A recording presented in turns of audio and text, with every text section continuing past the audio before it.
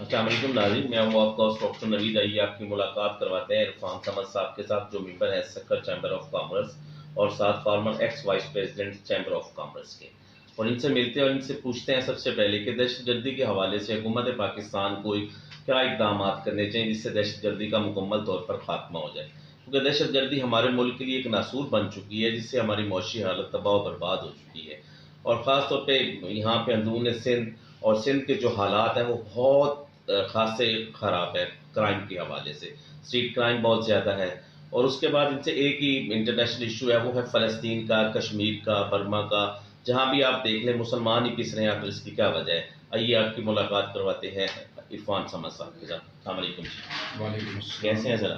جی اللہ تعالیٰ کا کرم ہے۔ سر سب سے پہلے دہشت گردی کے حوالے سے آپ کیا کہیں گے؟ ڈاکٹر صاحب، دہشت گردی کے حوالے سے میرا خیال ہے جو آپ نے سوال کیا ہے کہ اس میں ہمیں کیا کیا اقدامات کرنے چاہیے اور اس کو آگے کیسے لے کر چلنا چاہیے، میرا خیال ہے اس سے پہلے ہمیں اب تک جو اقدامات ہوئے ہیں اس میں اس کو اپریشیٹ بھی کرنا چاہیے جی کہ اب تک جو کوششیں ہوئی ہیں خاص طور پہ پاکستان آرمی کے حوالے سے یا آل لائن فورس ایجنسیز کے حوالے سے، وہ قابل ستائش ہیں اور اس کے رزلٹ بھی ہیں، لیکن جو آگے کو اب دیکھنا ہے، آگے کا کرنا ہے، اور واقعی ایک سنجیدہ مسئلہ ہے، اور اس کے لیے میری تجویز تو یہ ہوگی کہ ایک تو یہ کہ یہ جو آپریشن چل رہے ہیں، یہ اس میں میرا تھوڑا سا کنسرن یہ ہے کہ یہ کہا تو گیا ہے کہ یہ اکراس دی بورڈ ہے، لیکن اب تک لگ ایسا رہا ہے کہ یہ ابھی پوری طرح اکراس دی بورڈ ہو نہیں پایا ہے۔ ابھی بھی بہت سارے سیگمنٹس، بہت سارے ایریاز ایسے ہیں جو کہ بیکاز آف جس کو میں سمجھتا ہوں کہ جس کی وجوہات تو پتہ نہیں، لیکن ابھی بہت سارے ایریاز ہیں جس پہ کام کرنا باقی ہے، اور جب ان سب ایریاز پہ ان سب لوگوں پہ، چاہے وہ کسی بھی کمیونٹی سے بلانگ کرتے ہوں، چاہے وہ کسی بھی سوسائٹی کے کسی بھی پلیٹ فارم سے بلانگ کرتے ہوں، سب پہ ہاتھ ڈالنا بہت ضروری ہے، اور جب تک یہ سب پہ ہاتھ نہیں ڈلے گا تو میرا خیال یہ ہے کہ اس کی جو شفافیت ہے اس پہ سوال رہے گا، نمبر 1۔ نمبر 2 لیکن یہ سر کہ اس میں تو پھر سیاستدان انوالومنٹ ہو جاتے ہیں نا، یہ وڈیرا سسٹم آ جاتا ہے اس میں۔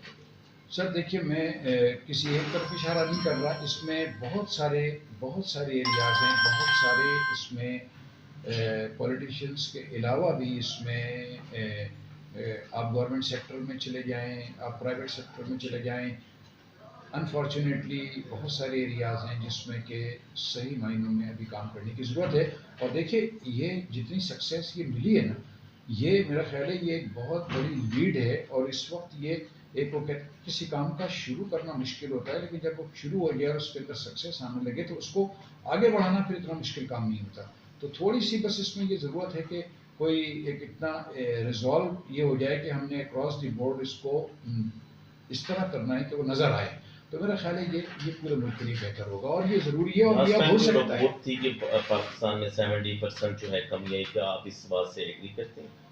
اس میں کوئی شک نہیں کہ پاکستان کی جنرلی تو میڈیا پہ آتی رہتی ہیں رپورٹس، لیکن کیونکہ ہم اس ایریا میں ہیں اور ہم یہاں پہ دیکھ رہے ہیں کہ کافی ایریاز ہیں جس میں بہتری آئی ہے، لا اینڈ آرڈر کی صورتحال بہت بہتر ہوئی ہے، پہلے کے مقابلے میں بہت اچھی ہوئی ہے اندرون سندھ۔ آپ تشریف لائے ہیں، اور ایک وقت یہ تھا کہ یہاں پہ جو باہر سے آتے تھے وہ ان کو ٹریول کرنا مشکل ہو جایا کرتا تھا، خاص طور پہ لیٹ آورس میں مغرب کے بعد اندرون سندھ تصور نہیں تھا ٹریولنگ کا، لیکن الحمدللہ آج اس وقت آپ جہاں چاہیں آپ جا سکتے ہیں، اور اس میں کسی قسم کی بندش یا کسی قسم کی کوئی رکاوٹ نہیں ہے۔ سمجھ صاحب، وہ دن کے ایسے تھے کہ پتہ ہی نہیں چلتا تھا کہ گھر سے آفس سے گھر انسان کو پہنچنا بھی ہے کہ نہیں پہنچنا، کہ بچوں کو مل بھی سکتا ہے کہ نہیں مل سکتا، وہ حالات بھی ہم لوگوں نے بلکہ سب لوگوں نے دیکھے ہیں، لیکن آج الحمدللہ بہت ساری اس میں کمی واقع ہے، اور ہماری آرمی اور ہماری رینجرز کا جو سارا کریڈٹ اس پہ ہی جاتا ہے۔ بالکل، اس میں کوئی شک نہیں، اور اس میں ایک بات اور میں ایڈ کروں گا کہ دیکھیے آرمی یا لا انفورسنگ ایجنسیز جو ہیں ان کا کام ایک حد تک ہی وہ فیسیلیٹیٹ کر سکتے ہیں، اور انہوں نے کیا، لیکن یہاں ضرورت اب اس بات کی بھی شدت سے محسوس کی جا رہی ہے کہ اب ان چیزوں کا کوئی سیاسی حل بھی نکلنا چاہیے۔ مثال کے طور پہ جیسے فاٹا دیکھ لیں آپ، یا ہمارے قبائلی علاقے، وہاں پہ آرمی کب تک بیٹھے گی؟ سال 2 سال 5 سال 10 سال، لیکن وہ پرماننٹ سلوشن نہیں ہے. پرماننٹ سلوشن یہ ہے کہ اس کا کوئی سیاسی حل نکلنا چاہیے، اور جتنی جلدی سیاسی حل نکلے اتنا ہی ہم سب کے لیے بہتری ہے. یہی حال اس کے لیے پھر جتنے بھی سیاستدان ہیں اس کو ایک پلیٹ فارم پہ جمع ہونے کی ضرورت ہے، کیونکہ یہ ایک ملکی ایشو ہے. یہ کوئی ناٹ اے پولیٹیکل وجہ ہے، اس میں کوئی سیاست نہیں ہے، کسی جماعت سے ان کا کوئی تعلق نہیں ہے.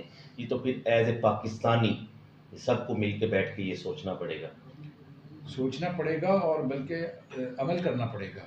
کیونکہ اب دیکھیے، اب ہم ایک بہت حساس دور میں داخل ہو رہے ہیں جب سے یہ سی پیک کا معاملہ اٹھا ہے.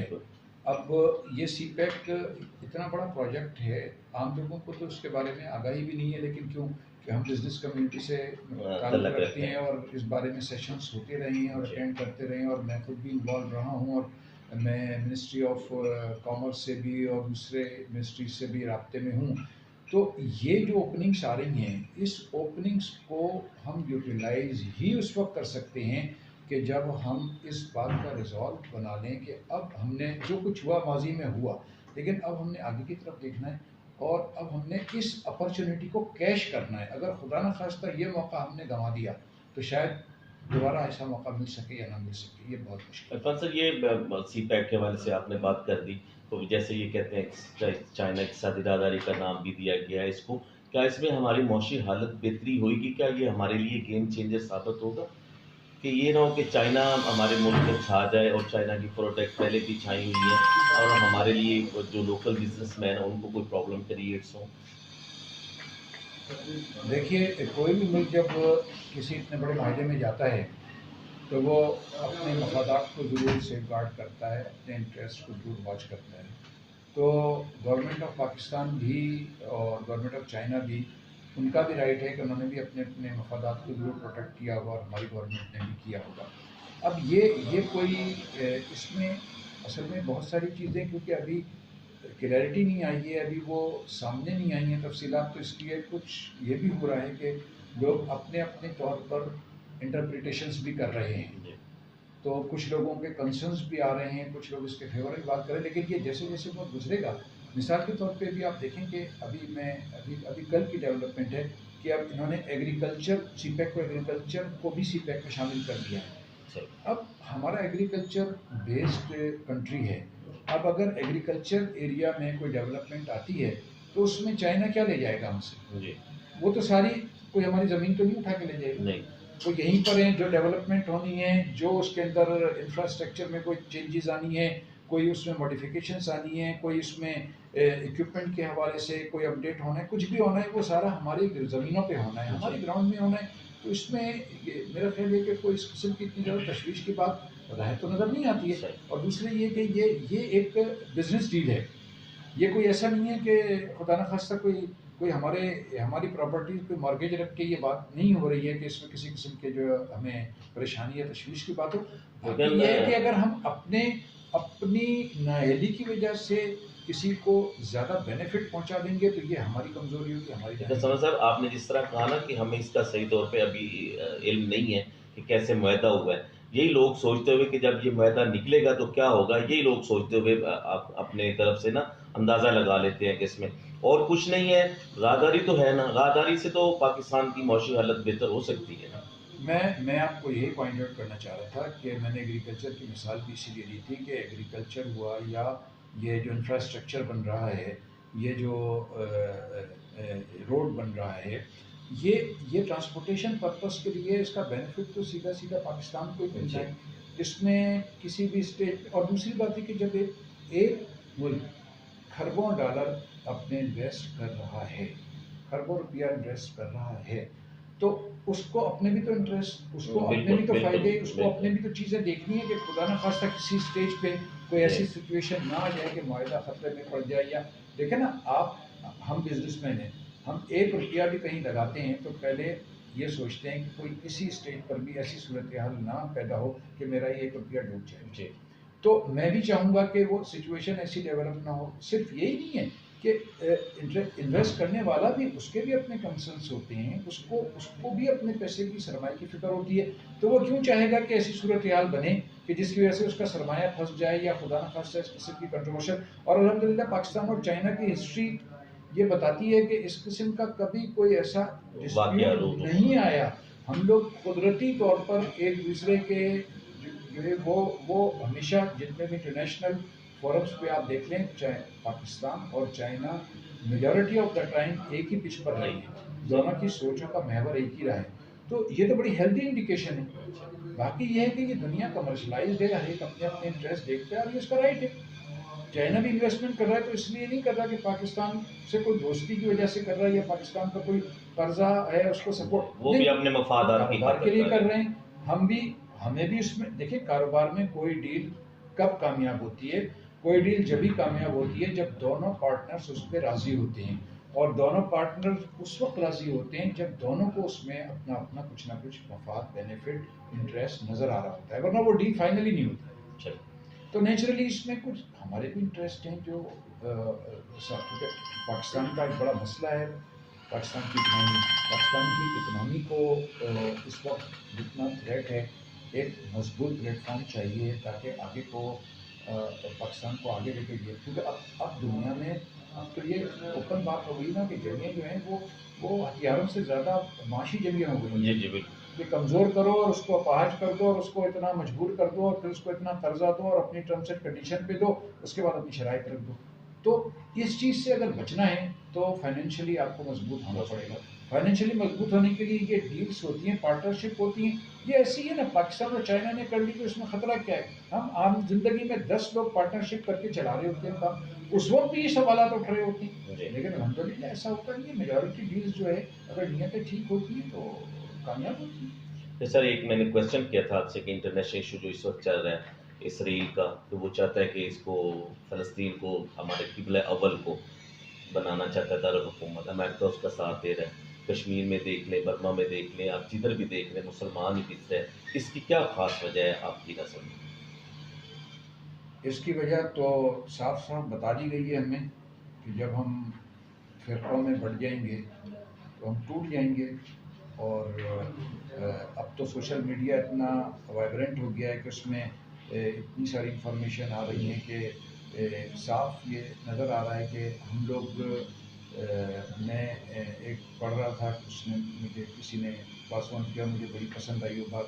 اس نے کہا کہ مسلمانوں کا ہر فرقہ ایک دوسرے کو کافر کہتا ہے، صرف کافر ہی ہے جو ہم سب کو مسلمان کہتا ہے. تو آپ اس سے اندازہ کر لیں کہ یہ ہم لوگ اتنا آپس میں بڑھ گئے ہیں، اتنی دوریاں ہو گئی ہیں. اس کا فائدہ اٹھا رہے ہیں. اس میں کسی کو کیا مورد الزام ٹھہرانا؟ یہ تو سامنے نظر آ رہا ہے کہ ہم ایک دوسرے سے دست و گریبان ہو گئے. اس کی وجہ سے ہم ٹوٹ رہے ہیں، نقصان میں جا رہے ہیں، پیچھے جا رہے ہیں. اور اللہ کرے جتنی جلدی لوگوں کو شعور آ جائے اور وہ متحد ہو جائیں. الحمدللہ بہتری ہے. بہت شکریہ. آج یہ تھے عرفان سمد صاحب جو کہ اپنے خیالات کا اظہار کر رہے تھے، یہ سکھر چیمبر آف کامرس کے ممبر بھی ہیں اور ex former vice president chamber of commerce کے بھی ہیں، سینئر وائس پریزیڈنٹ. اور ان کا کہنا تھا، خاص طور پہ انہوں نے بڑی اچھی باتیں کی سی پیک کے حوالے سے. ان کا کہنا تھا کہ یہ گیم چینجر ہے، گیم چینجر ثابت ہوگا انشاءاللہ تعالیٰ. پاکستان کی معاشی حالت میں بہت ساری ترقی آئے گی. دہشت گردی کے حوالے سے بھی کہنا تھا کہ کام جب شروع ہو گیا ہے، ترقی ملنی شروع ہو گئی ہے، کام آگے چل رہا ہے، تو انشاءاللہ تعالیٰ اس کو آگے چلنا چاہیے. جتنا آگے چلتا جائے گا اس میں انشاءاللہ تعالیٰ مزید کامیابیاں ملتی جائیں گی اور ہمارے ملک سے اللہ کے حکم سے دہشت گردی کا خاتمہ ہو جائے گا. کیمرہ مین علی ہاشمی کے ساتھ ڈاکٹر نوید بیروچی، BBC اردو TV.